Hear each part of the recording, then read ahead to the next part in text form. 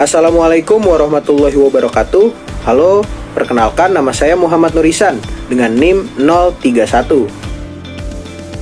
Kenalkan nama saya Nadira Inai Syarif dengan NIM 104. Kenalkan nama saya Merizman Nisa dengan NIM 025. Saya Kikan Mulia Putri dengan NIM 43.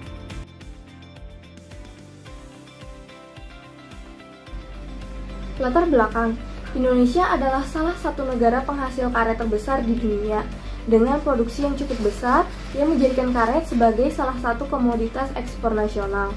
Bahkan, Indonesia merupakan produsen karet terbesar kedua di dunia. Seperti yang dapat dilihat dari grafik ini, produksi karet Indonesia hanya kalah dari Thailand dengan produksi tahunan mencapai 4,58 juta ton. Karet remah atau chrome rubber adalah bahan serbaguna yang digunakan dalam berbagai industri termasuk otomotif, konstruksi, dan olahraga. Karet remah dibuat dengan cara menggiling limbah karet menjadi partikel kecil yang dapat digunakan untuk membuat berbagai produk seperti permukaan bermain, aspal, dan matras karet.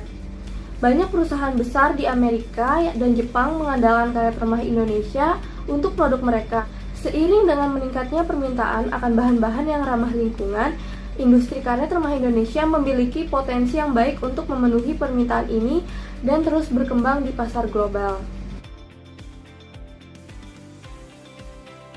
Selanjutnya tujuan. Yang pertama, karet remah memiliki potensi sebagai komoditas ekspor yang unggul bagi Indonesia karena karet merupakan salah satu komoditas unggulan yang diperdagangkan di pasar global. Sedangkan karet remah dapat menjadi alternatif bahan baku yang lebih terjangkau dan ramah lingkungan. Yang kedua, melalui pengolahan karet remah, Indonesia dapat memproduksi berbagai produk bernilai tambah seperti permukaan bermain, aspal, dan matras karet yang memiliki daya jual tinggi di pasar global, sehingga dapat meningkatkan nilai ekspor karet Indonesia. Yang ketiga, meningkatkan produksi karet remah di Indonesia dapat memberikan manfaat ekonomi yang signifikan bagi masyarakat, seperti penciptaan lapangan kerja dan peningkatan kesejahteraan petani karet di Indonesia. Yang keempat, meningkatkan ekspor karet remah juga dapat meningkatkan citra Indonesia sebagai produsen karet terkemuka di pasar global dan meningkatkan daya saing produk karet di Indonesia di pasar global.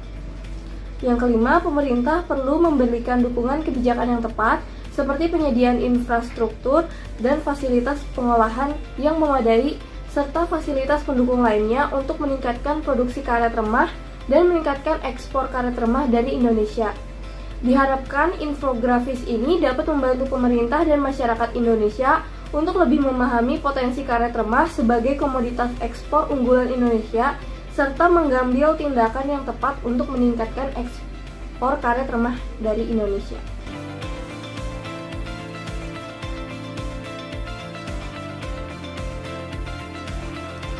Upaya pemerintah menaikkan harga karet alam Indonesia. Presiden Jokowi akan meningkatkan penyerapan konsumsi karet domestik agar persediaan karet dalam negeri terjaga dan persediaan karet dunia berkurang sehingga harga karet meningkat.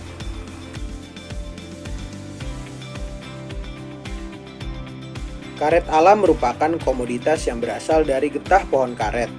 Komoditas ini menjadi bahan baku produksi untuk beragam industri, seperti industri sepatu, ban kendaraan, peralatan rumah tangga, alat olahraga, alat kesehatan, sampai perlengkapan militer.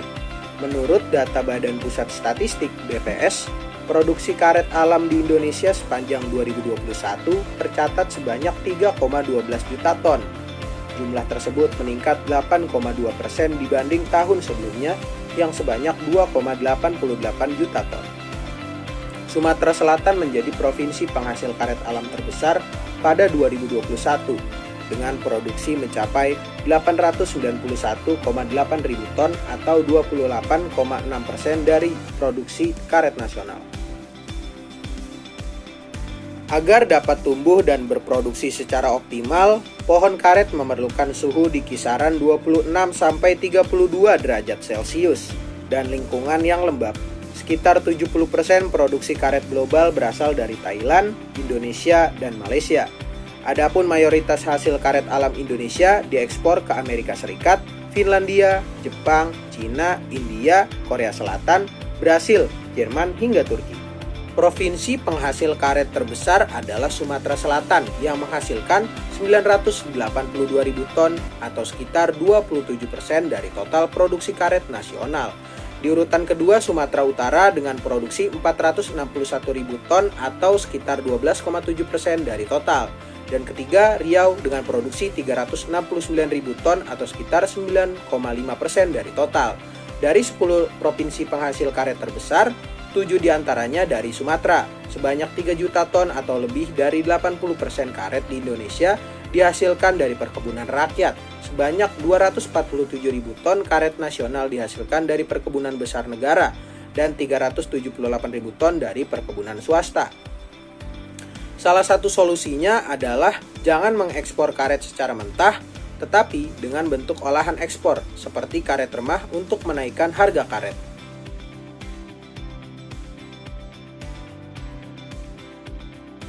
Berikut 10 negara yang menjadi tujuan ekspor karet remah terbesar bagi Indonesia periode Januari sampai dengan November 2021.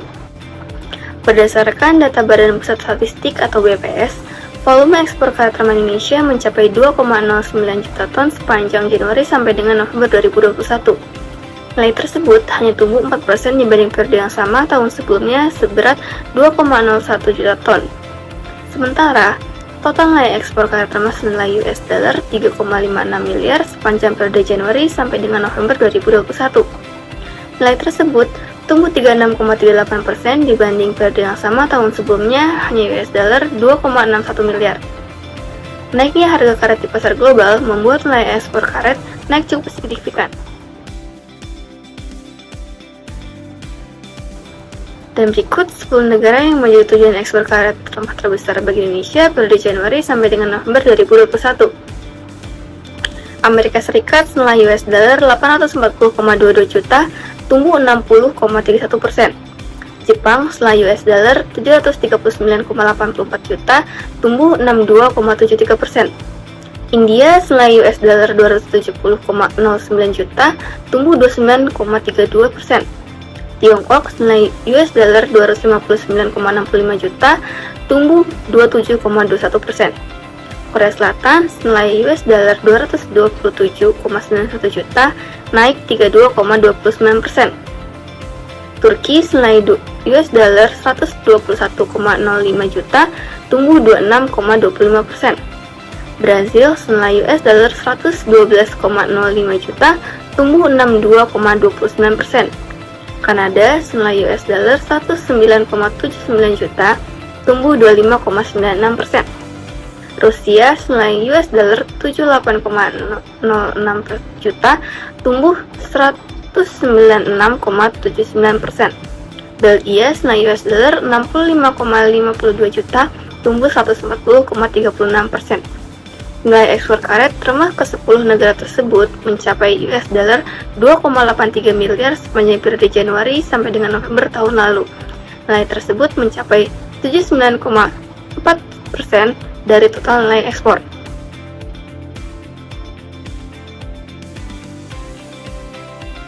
Selanjutnya analisa menggunakan metode statistika deskriptif. Di sini ada tabel data 10 negara yang menjadi tujuan ekspor karet remah terbesar bagi Indonesia periode Januari sampai November tahun 2021. Tabel ini bersumber dari BPS, Badan Pusat Statistik. Dan di sini dapat dilihat Amerika Serikat menempati peringkat 1 untuk negara tujuan ekspor karet remah dengan nilai 840,22 juta dolar dan diikuti oleh Jepang, India, Tiongkok, Korea Selatan, Turki, Brasil, Kanada, Rusia, dan peringkat 10-nya ada Belgia dengan nilai 65,52 juta dolar. Untuk masing-masing nilai per negaranya bisa dilihat sendiri di tabelnya. Setelah didapatkan datanya, bisa kita hitung ukuran terpusat dan ukuran terdispersinya. Ukuran terpusat itu meliputi mean, median, dan modus. Dan ukuran terdispersinya itu ada rentang atau interval, ada simpangan baku, ada variansi, dan ada simpangan rata-rata.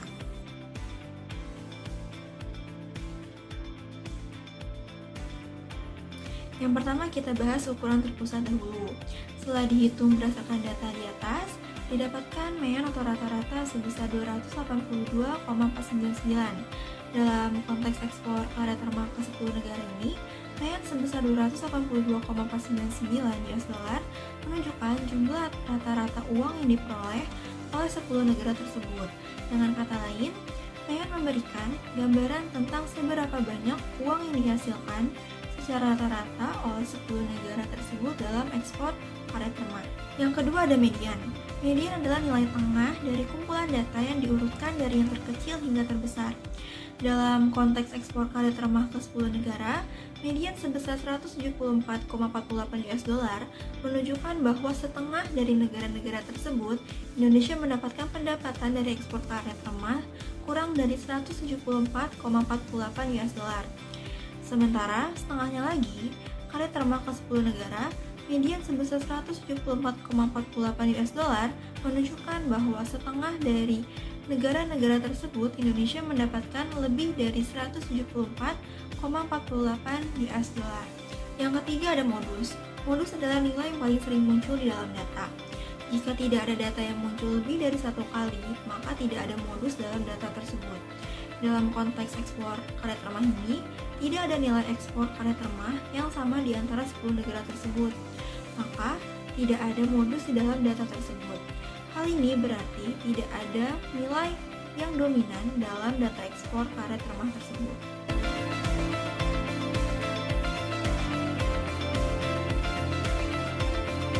Selanjutnya ada data terdispersi. Yang pertama, ada interval atau rentang, merupakan perbedaan nilai tertinggi dan terendah dalam data.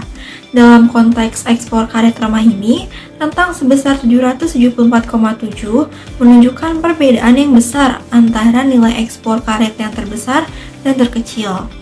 Rentang dapat memberikan gambaran tentang seberapa jauh data tersebar. Namun, rentang sendiri tidak memberikan informasi tentang seberapa rapat data terdistribusi di sekitar nilai rata-rata. Oleh karena itu, dalam analisis statistika deskriptif, rentang sering digunakan bersamaan dengan ukuran tersebar lainnya, seperti simpangan baku dan variansi. Yang kedua ada simpangan rata-rata. Simpangan rata-rata merupakan ukuran yang digunakan untuk mengukur seberapa jauh data tersebar dari nilai rata-rata atau mean. Dalam konteks ekspor karet remah ke 10 negara ini, didapat simpangan rata-rata sebesar 203,013. Nilai ini menunjukkan bahwa nilai ekspor karet remah di antara 10 negara tersebut cukup berkonsentrasi atau memiliki variasi yang tidak terlalu besar di sekitar nilai rata-rata. Yang ketiga, ada variansi. Variansi adalah ukuran statistik yang mengukur seberapa jauh data tersebar dari nilai rata-rata atau mean. Dalam konteks ekspor karet remah ke 10 negara ini, didapat nilai variansi sebesar 69.741,63. Nilai ini menunjukkan bahwa data ekspor karet remah di antara 10 negara tersebut memiliki variasi yang cukup besar dari nilai rata-rata. Semakin besar nilai variansi, semakin besar variasi data dari nilai rata-rata atau mean. Yang keempat ada simpangan baku. Adalah ukuran statistik yang mengukur seberapa jauh data tersebar dari nilai rata-rata atau mean. Dalam konteks ekspor karet remah ke 10 negara ini, didapat nilai simpangan baku sebesar 264,0864. Nilai ini menunjukkan bahwa data ekspor karet remah di antara 10 negara tersebut memiliki variasi yang cukup besar dari nilai rata-rata. Semakin besar nilai simpangan baku, semakin besar variasi data dari nilai rata-rata. Simpangan baku sering digunakan untuk mengukur tingkat keragaman data di sekitar nilai rata-rata atau mean.